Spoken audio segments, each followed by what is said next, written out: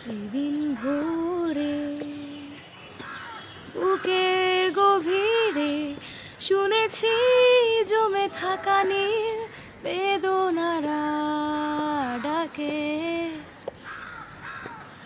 এই শহরে ইটের পাহাড়ে ছিল না কেউ যে দেওয়ার প্রেরণা। যন্ত্রে বাঁধা মন ছিল ক্লান্ত অসহায়, অর্থেকে না সুখ মিনমান দুঃখের ছায়ায়।